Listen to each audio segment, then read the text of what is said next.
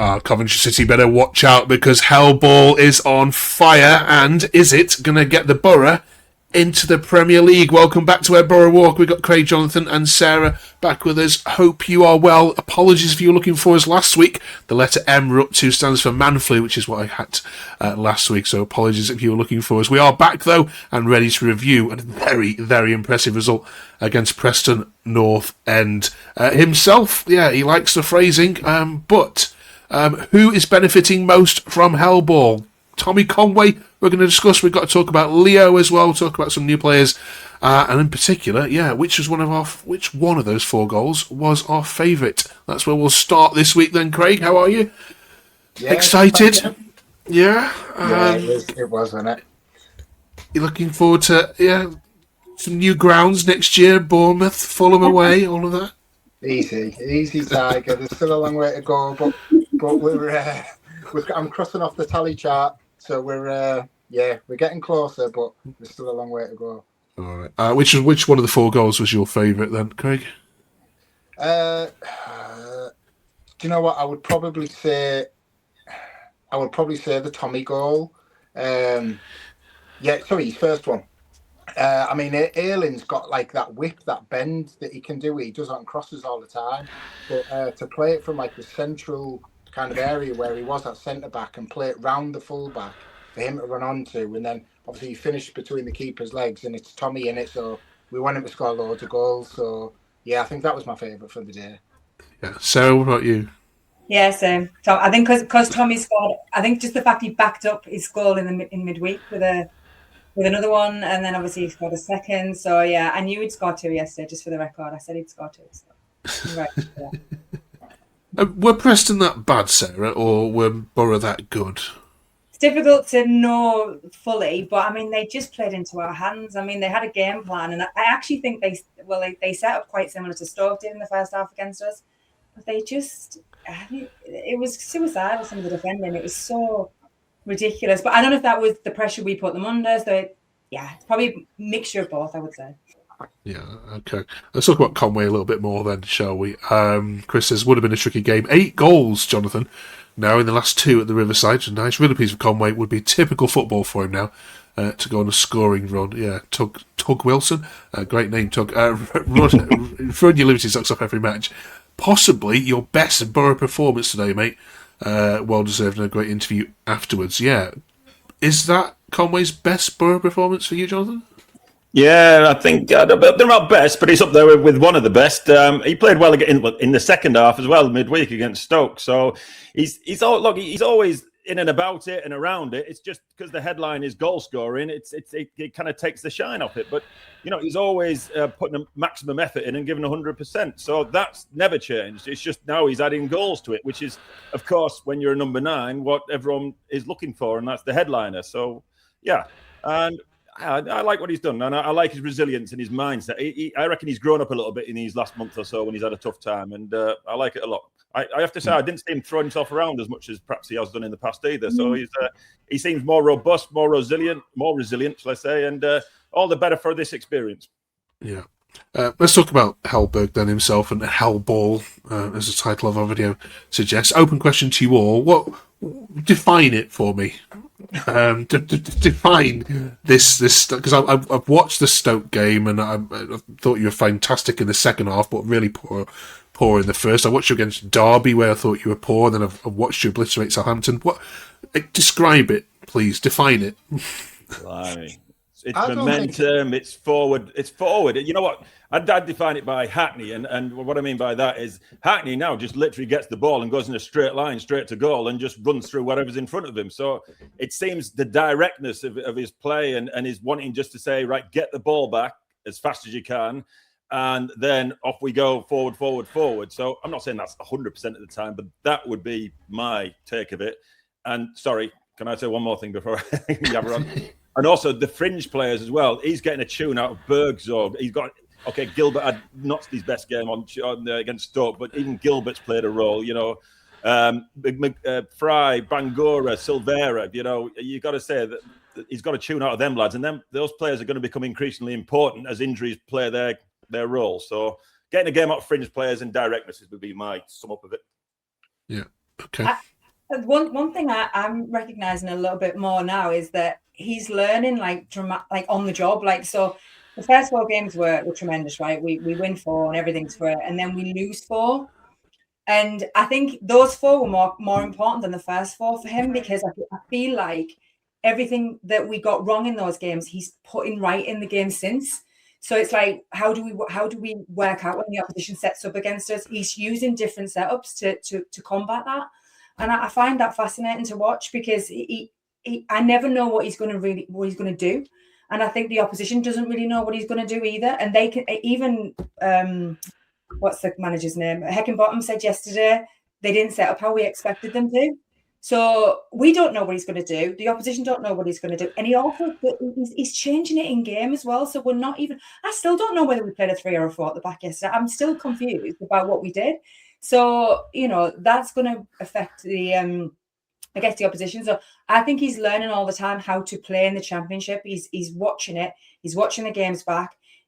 West Brom, Stoke, and I'm talking a lot now, sorry, but West Brom, Stoke, and then who did we play yesterday? Preston. 3 very different games, 3 very different ways to win, and he's finding a way, and I don't know how else to explain it. He's just he's just extraordinary. He's adaptable, isn't he, and flexible. He alluded to it in his press conference the other day, and not directly like that, but he said when they're training and when the question came, how do you set up, what do you do? And he said sometimes it's a picture, sometimes it's video, sometimes it's on the training pitch, sometimes it's a group discussion. It's just whatever I need to do to help these players get better is basically his approach. Oh, you're coughing. Sorry. So flexibility and adaptability, definitely, which is exactly what Sarah's saying there. Craig, how important is Alan Brown to the system which he plays? Because he's been quiet, if you like, in terms of the headlines, but is he just as important as Hackney and others? Do you know what? You can look at it over the season and say yes, because he came in and it was kind of like a shock loan signing. No one really seen it coming, but he's experienced. Obviously, he went through a promotion with Sunderland last season. And he just came in, no noise. He done a job. He filled in when he had to.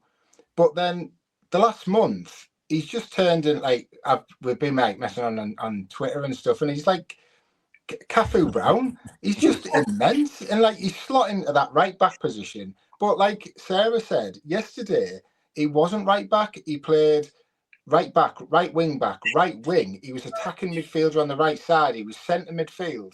Him, Ayling, Morris, they just interchange constantly through the game, and his calmness. I mean, technically, he's very good anyway. His touch, his pass, he's calm, but he's aggressive. But some of the just after he scored yesterday, a ball came in from Ayling. He touched it with his right foot, turned, the defender flew in front of him, and he just kind of done a little shimmy. He was 10 yards out, and he's meant to be like an old, experienced centre midfielder. I mean, he put it wise, do you know what I mean? But I mean, the best of us do that. But the touch and the composure to send the defender going, it was immense. He was quality, and the power of the number 16 is transferring onto him, and he's getting the aura is transferring. Okay, I knew that was coming. Right, and classy man for not celebrating his goal against his former side as well. Brilliant. Right then, Sarah, what about this one? DG says he's a complete game changer, this fella. He just calms it all down. Another reason why you've been so successful, say so many. Do you agree? Yeah, I mean, 4 games, 4 wins, and he's been man of the match in about 3 of them, I think. Or at least and he started in all 4, hasn't he? I think. Yeah, is that right? Yeah. But he's extraordinary, and he's played alongside different defenders, and watching him play is actually something. I mean, the joke is obviously he's a new Virgil and all those things. I think even Hackney wrote on a post to him calling him Virgil the other day. But he's definitely Premier League quality, this guy, for sure. We've hit a Chris Jones. I know it's Chris Jones that actually followed him and tracked him. He's done an absolute brilliant job here, because this is some find. And he's there. He's calm. He reads the game perfectly. He's super, really super. Okay. Let's talk about this fella now, Jonathan, as well. Another new face. How's Leo Don Yeah, I was going to say for early doors, he seems good, doesn't he? So it's you wouldn't say he had a starring role, but you wouldn't say he didn't feature either. So I thought it was a solid performance for someone who's coming from Huddersfield from a loan and then joined Boro. But you know what he's done is, and the same for Melander too. They've joined a team that functions very well and has a core to it. So if you look at this, I was thinking the other day. I mean, you've got like Bryn, Ayling, Target, Hackney, Whittaker, Conway. And then add Britton and Jones. Okay, they've been out recently. We've got a right solid core. Now Morris is back. Brown's now performing. Add Melander to that. So Castledine is he's coming into a right good set, and it must be a dream to come into that kind of setup. And no wonder players were wanting to choose us ahead of other people. When they had their choices of who they were going to come to. Okay, it's all looking then, isn't it, Craig? Towards last day of the season, we're having a massive party in Wrexham. Are you starting to believe? I mean, hopefully it's done in the Watford game before that, but where are you at now with your belief in this squad? Well, do you know what? I was I always say, the way my brain works, I'm like looking at numbers for seventh. Like the gap there's bigger to Ipswich in third, and we're catching Coventry. They've gone through a bit of a wobble. And then when I looked at the table this morning and seen the gap to 7, because I always thought as long as we stick in top 6, you've got a kind of a chance at the top 2. And then is it 12 or 13 points now? 7. Yeah, 12 and points. And I kind of didn't look at the table last night. Well, sorry, I did look last night, but I was looking more like Coventry and Ipswich. And I think that's where my mind's changed and I'm a bit more optimistic, because now I'm kind of thinking playoffs, unless something drastically changes for the worse, we're guaranteed playoffs. But now I'm thinking we just have to cling on to the top 2, just the top 2. But I mean, Coventry have had the wobble, haven't they? I know we've had ours, and the pressure's on them, isn't it? But do you know what? Yeah, I'm starting to believe. Yeah, I think top 2. And can we lift? Can we lift it? The numbers are matching too, aren't they? So, one of the biggies of seasons gone by is goals against. And I had a look at this last season, and I think the top 2, they averaged 0.9 goals conceded per game, and we're hovering right on that, and we have done for quite all season. So, that gives me hope as well, is that we're not leaky at the back. We haven't got as many clean sheets as we want to, but we're not massively leaking goals, which was a huge problem the last couple of seasons. But the other thing, I saw a stat today that said that since Hellberg came in, no one scored more goals than us in this league. And I mean, considering where we came from prior to that, where we were not scoring 100 goals, that's some turnaround from an attacking perspective as well. There's a lot to be. I mean, I've jokingly said we're not in it, we're playoffs and stuff, but actually, I think now after yesterday, I feel like the last week rather at least, I feel like why not? Yeah, why wouldn't it be us? To add to you, Sarah, about since Hellborg's come in, have you seen the actual league tables since Hellborg took over? I think, is it us in Ipswich? And there's no one else around us, and so we'd be joint top on that since he's come in, and that's that 4-game blip that he had as well. Yep. Good. Is it fair to say that the next set of fixtures is probably your most difficult then, in terms of compared to the rest of it? We've got Norwich next, of course, at home. They're top of right up there, the form table at the moment. Sheffield United away, who have just beaten Ipswich, of course, and then Coventry. And both of those games are on a Monday night as well, which I don't know how you feel about that. Is it better to go after everyone's played, or is it better to set the goal and early kick off on a Saturday, Jonathan? Yeah, you know what? If I was, and Conway alluded to this the other day when he spoke about Stoke, and you could say, "Oh, well, we travelled midweek and we had to do all these miles," and and you can get in your head. I reckon I'm going to swear. I'm going to give a shit, to be honest. We play whenever we play, and the job is to win. So whether you play a Friday, I mean, as a fan, I hate it. I don't like Monday nights and Friday nights and Saturday lunchtimes. But whatever it is, and you've got to go and do your job. So Monday it is, and Monday that's the job to be done. Yeah, you'll be there for both of those, Sarah. Away trips on 2 Mondays in a row, or not? Yeah, it seems so. Yeah, I'll be there. Okay, you're mad, but. Credit to all the Boro fans for travelling. They've travelled in numbers this season as well, haven't you? And of course, well done. We're up to letter M in our A to Z, so stand by for that. Get thinking about who's the best player who's played for Boro who begins with the letter M. It's got us thinking about managers as well. Want your best manager, please, that you've ever... the best football that you've seen under which manager in your lifetime. So let us know about that as well. Transfer rumours, any more coming in? Any news of anybody imminent? I did see quite a lot. Oh, sorry, Craig. No, sorry, George, I was just about to say exactly the same. Yeah, I've heard a lot that he was actually at the training ground over the weekend for a medical. So that should be done, I think. Yeah. And then we've heard nothing else. We expect a striker, but we've heard nothing, have we? I mean, it's very quiet, actually. So. But you know what? If you could guarantee me that no one get injured, it wouldn't bother me so much. But it bothers me a little bit. We spoke about this over Christmas, Sarah, about one, we haven't got a backup goalkeeper, so if Bryn gets crock. And two, I reckon we'd miss Conway if he went out injured. And I'd want to back. So people are saying, we want a striker because, to stick the ball in net because Conway's been struggling. My mind says, no, I want another striker because my fear is injuries. So I think if this season's going to go, awry for us, it'll be injuries will be the reason and nothing else. There's still a chance, right? That we paid $6 million for Strelec. So there's still a chance that he comes in and does a job. So we've got, and he's not done anything for us yet. So there's still. I fancy Strelec under Elberg. I got to say, I think he'll come good if he can get fit. Yeah. If Carrick was to come and offer $25 million for Hackney, Craig, yes or no? Would you sell him? No, not a chance. It's not worth a gamble because it's worth 5, 6, 7 times that if we go up. And if you sell him, he's pivotal to the way that we play. I don't think we've got a player who can do what he does. He's so brave on the ball. He picks it up from deep. He passes it's varied, of passes, long, short, penetrating passes, and he's dribbling as well. Like Jonathan said earlier, he picks the ball up and he just runs through groups of players. His dribbling's got so much better over the last 6 months. But no, we couldn't. If he went, my confidence would go regarding automatic promotion because I think, we need him. Okay. Just a word on Carrick, Jonathan. Were you surprised at all that he's now in the hot seat at Manchester United?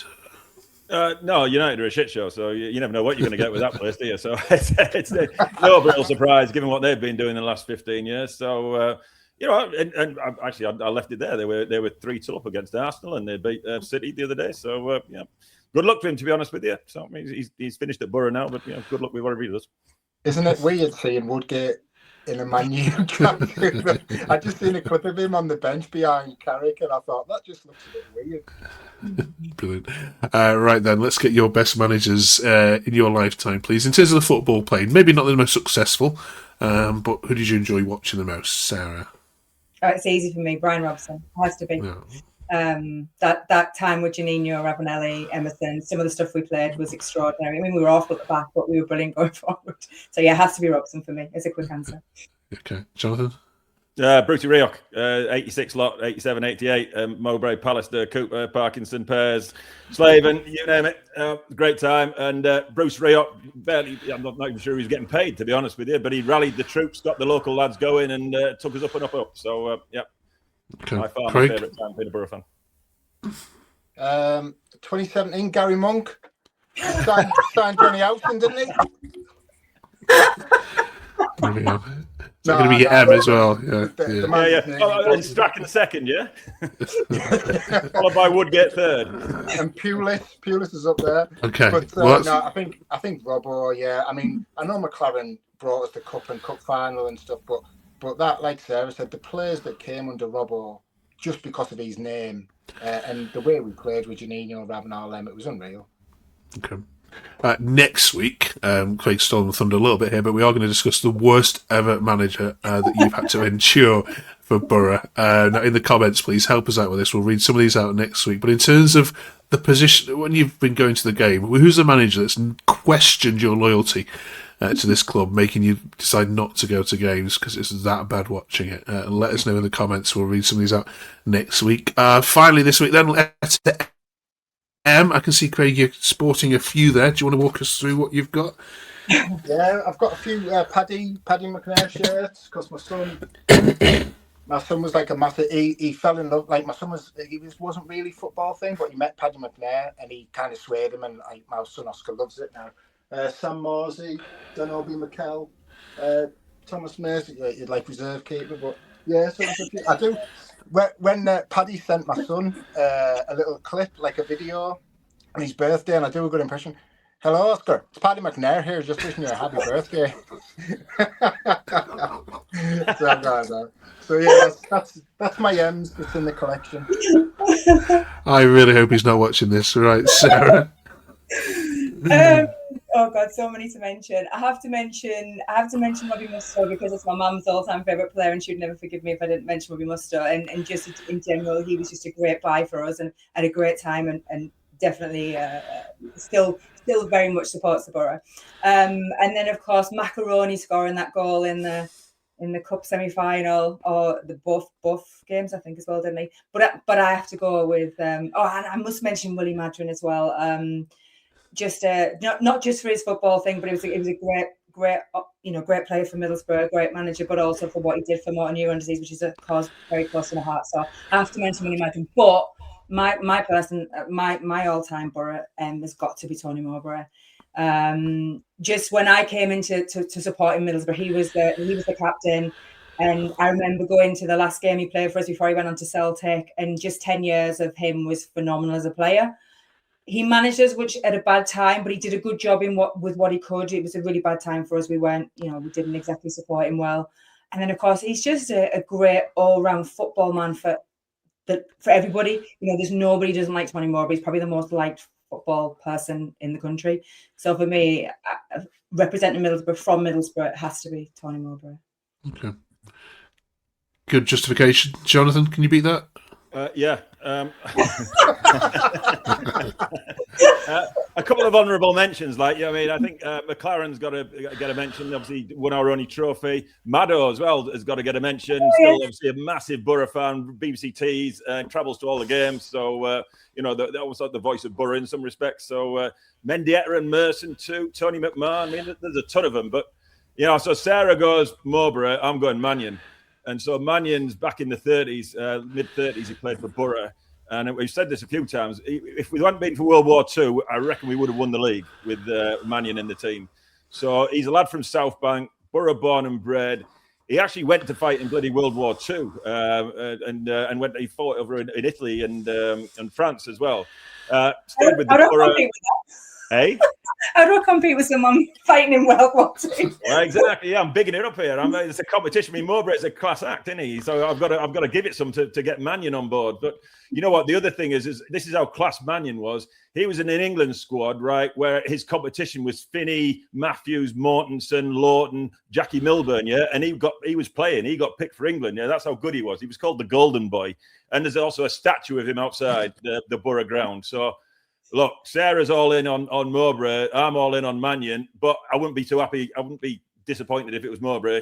Right, Craig, settle this, please. Right, I knew you were going to say Mannion, and I've got this. It's an original team photo, like from 1950-51. And can you see the Golden Boy? Yeah, there he is. My word. Yeah, so that's.